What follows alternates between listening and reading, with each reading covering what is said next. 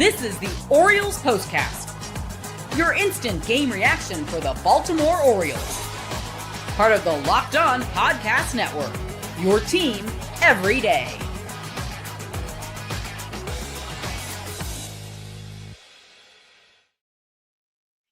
Thank goodness they didn't get no hit, right? It's about the only positive you can gain from Saturday's 9-0 loss at the hands of the New York Yankees. Hello and welcome. This is the Baltimore Orioles postcast right here on the Locked On Podcast Network. My name is Luke Slaybaugh, and as always, I am your Baltimore Orioles postgame host through thick and thin. And this loss, dare I say, thick. And a thick loss that the O's are mired in, 9-0 against right-hander Clarke Schmidt and the New York Yankees. The series is now even, with a chance to claim it tomorrow. Hello to everyone joining. We stream these live on YouTube, and they're available after the fact on demand on YouTube and wherever you get your podcasts for free. Go ahead, leave a comment. Give me your prognosis on the season. There is a downside to approaching each game as a fanatic, living and dying by the results from day to day.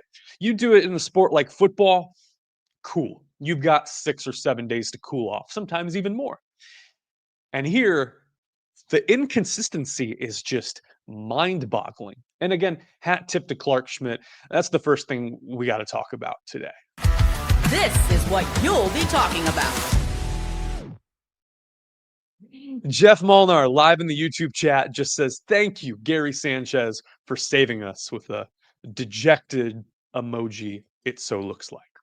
Yes, Gary Sanchez gets the only hit against his former squad, which was nice to see the reaction from the Yankees fans, very salty and booing.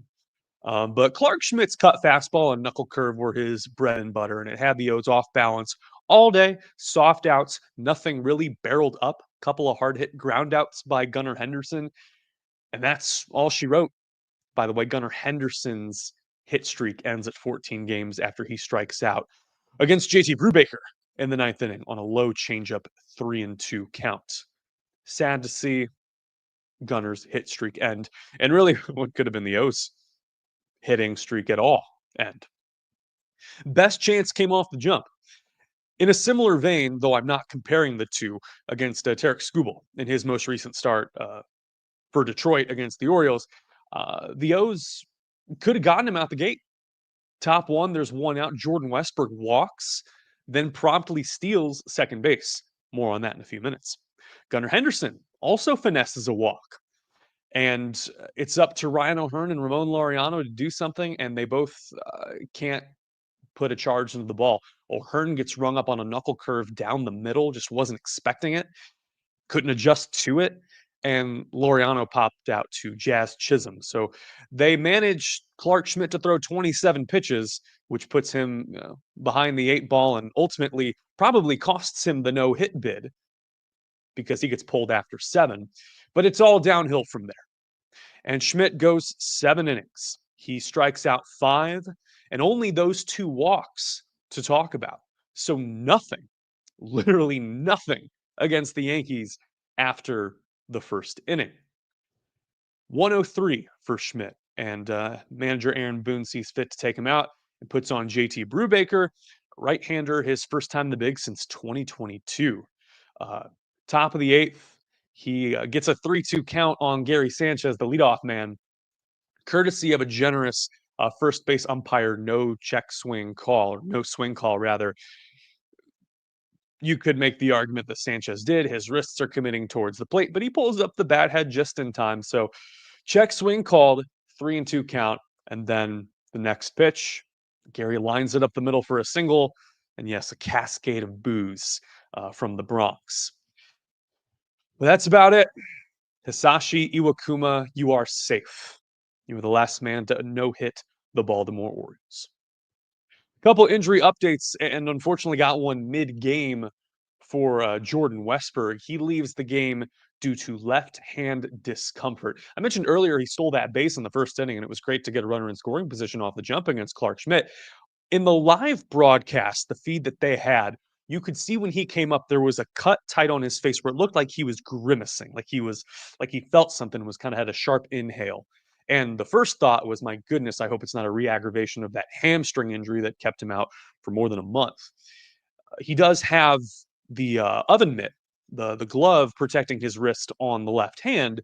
So for that to be, the inside hand there sliding into second base, the impulse, in my view, just having slid headfirst before, was that you get a stinger on the palm of your right hand, and you're sliding in, and you know that dirt is rough, it's coarse, gets everywhere, probably hurts. But more updates on that to come tomorrow in the series finale. We did find out prior to the game that Adley Rutschman, for the first time in his career, will hit the injured list. He was scratched yesterday with left abdominal tightness. That word is rough. I'm just going to stick to abs from now on. Left ab tightness after an MRI, downgraded to an oblique strain. So he is on the 10-day IL, retroactive to last night, and Maverick Handley is with the club to spell Gary Sanchez. This has been the Baltimore Orioles postcast. We got one more block. Don't you worry. We got a few minutes to kill. We'll talk about Zach Eflin's performance and the relief corps efforts, where that leaves everyone for the series finale, which will be an early morning start tomorrow. Stick with us here on the Locked On Podcast Network. As always, my name is Luke Slaybaugh, and this is post-game content. It's free. It's on demand, it's live, and it just kind of fills in the gaps here on the Locked On Podcast Network, the instant reaction after every Baltimore Orioles game. Glad you're here with us here on this Saturday afternoon. I know you have a lot of choices.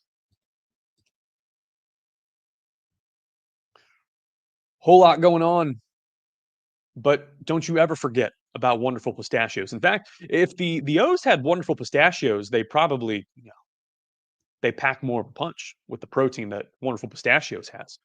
Better for you unsaturated fats in wonderful pistachios keep you feeling fuller for longer. Huge. And personally, I'm all about this no shells variety. I like to be pretty clean with my snacks, and it's an amazing snack. Highest value protein nuts, about 10% of your daily value. Whether you're running between meetings, dropping off the kids, watching Orioles baseball and crying into your water bottle or drink of choice, Wonderful Pistachios is there for you. Works as hard as you do. Get snackin', get crackin' with the snack that packs a protein punch. Visit wonderfulpistachios.com to learn more. How about those NBA Finals? Wrapping up post-haste. Thunder, Pacers. Who you got? Leave a comment in the chat, or just say it out loud in your car. Leave a comment wherever you're watching or listening to this show. Can't wait with that. The MLB season heating up. FanDuel is always there. Has player props, performance trends, same game parlays. Fans have more ways than ever to play smart and win big. If you're new to FanDuel, it's the perfect time to sign up. Head to FanDuel.com, place your first $5 bet. If it wins, you'll get $200 in bonus bets. Make every moment more with FanDuel, the official sports betting partner of the NBA.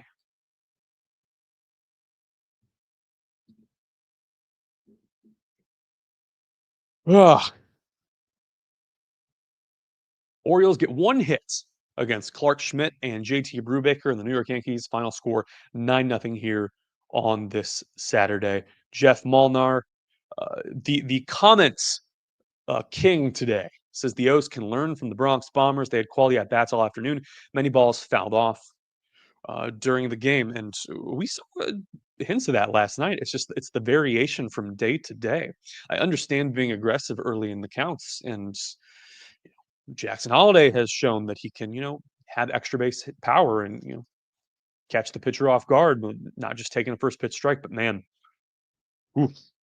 turning point tonight, probably Zach Eflin taking the mound, because this is back-to-back starts where he just gets absolutely roasted. Time to reveal where the game was won or lost. It's the turning point. I mean, technically speaking, two batters into the game. Trent Grisham homers to right field. That short porch gets a breaking ball, a curve off Zach Eflin off the top of the fence. Ramon Laureano just a little bit late probably wouldn't have had a play on it anyway, but makes it quickly 1-0. One of 3 home runs allowed by Zach Eflin in this game. He is, at this rate, giving Bert Blyleven a run for his money because the last few starts, he's on pace for 43. Can't say I envy that.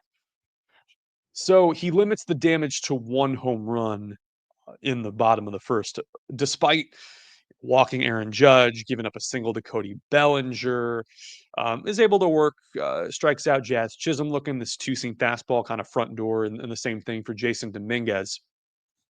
Then JC Escarra, not known for his bat, the catcher today, homers out to that short porch, this time a hanging sweeper that doesn't sweep, makes it 2-0. And then later in the inning, it's Ben Rice, sinker, middle low. Not ideal. Quickly 3-0, and 15 home runs in 11 games by Zach Eflin. I'm going to be honest, 15 pitches into this game, you can see the tight shots in on F, and he just looked exhausted, looked gassed. And this is back-to-back outings where the stuff hasn't necessarily played, and it's been rough to watch. And for a team like the O's, where every loss is one step closer to trading away your flippable players or the ones that have contracts expiring at the end of the year, you get the return to value less and less. And sure, there's going to be a team out there that sees something in Zach Eflin's performance that they believe they can fix. This is rough with the ERA now climbing up into the mid fives. Bottom third as well is when things continue to unravel. Chisholm and Dominguez single back to back, so you got runners at first and third. Volpe singles down the line to third base. There's no throw from Ramon Urias, doesn't necessarily have a play, so you got the bases loaded, and then Escarra hits a sac fly to center field. Cedric Mullins camped under it, give it to him. There's an out. It's 4-0. Completely airmails the cutoff man, Ryan O'Hearn. And so the ball skips off the mound on the throw. Gary Sanchez left to scramble after it, allows both runners to tag and advance, which is just setting yourself up for Murphy's Law. And it just happens. Peraza hits a sweeper to shallow right field, 2-run score. It's bad. 6 earned runs given up for Zach Eflin and 90 pitches through 3 innings. No real command to speak of. 38 balls of his 90 pitches. So all around, less than ideal. And the frustration is palpable. 10 hits allowed, 2 walks, and 3 home runs, 15 and 11 starts. Through gritted teeth, we carry on. And the O's will try to salvage this series and try to get back to their winning ways. It's Dean Kramer on the mound. Will the real Dean Kramer please stand up? I don't know, man.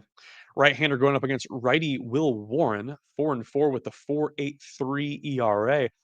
90 strikeouts for Warren, though, on the season, despite the ERA being semi-inflated. And as the comments in this chat have alluded to, this is a game on Roku or the Roku channel. Now, under more positive circumstances, I'd be glad to give you a breakdown on how to watch the game, but it's very easy. Roku app, if you've got the device with you, that's great. The RokuChannel.com is probably the easiest way to stream it. You just type it in, go into the sports section, and it's there. It's part of this MLB Sunday leadoff. So 11:35 first pitch. You also can watch via MLB.tv as well. So that streams online for free. You don't need an account. You don't need anything. I'm not a Roku salesman. I'm just telling you it's different, but it's not difficult. If you have questions or comments, you can leave them down in the YouTube chat, and I'd be happy to answer you. But it's streaming for free.